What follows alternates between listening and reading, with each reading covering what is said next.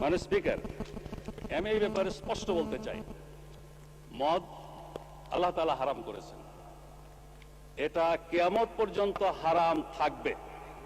সারা দুনিয়ার সকল মানুষও যদি জায়েজ বলে, হালাল বলে, তবুও এটা হারাম থাকবে।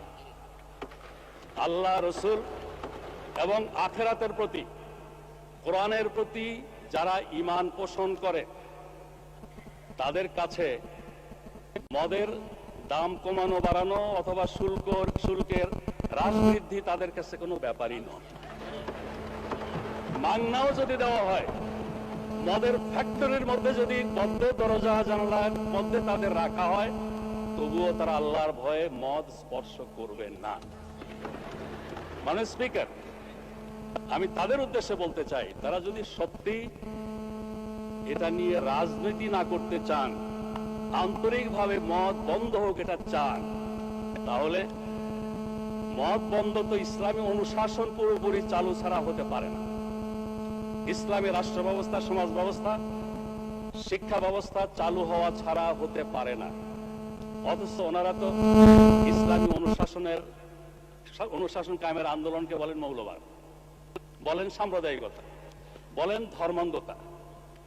যতদিন তারা ইসলামী রাষ্ট্র ব্যবস্থা, সমাজ ব্যবস্থার আন্দোলনকে মৌলবাদ, সাম্প্রদায়িকতা, ধর্মান্ধতা বলা বন্ধ না করছেন, ততদিন মদের ব্যাপারে তাদের কোনো প্রশ্ন তোলার অধিকার নাই।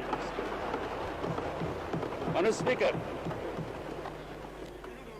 আমি স্পষ্ট বলতে চাই, মদ শুধু ইসলামেই নিষিদ্ধ নয়, সকল ধর্মের দৃষ্টিতেই এটা একটা ক্ষতিকর জিনিস। ধর্মকর্ম যারা মানে না তাদের দৃষ্টিতে এটা ক্ষতিকর জিনিস।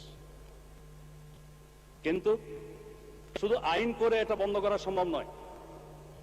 1920 সনে আমেরিকা কংগ্রেসের সিদ্ধান্তের ভিত্তিতে এবং সংখ্যাগরিষ্ঠ জনগণের ঐক্যমতের ভিত্তিতে মদ নিষিদ্ধ করেছিল।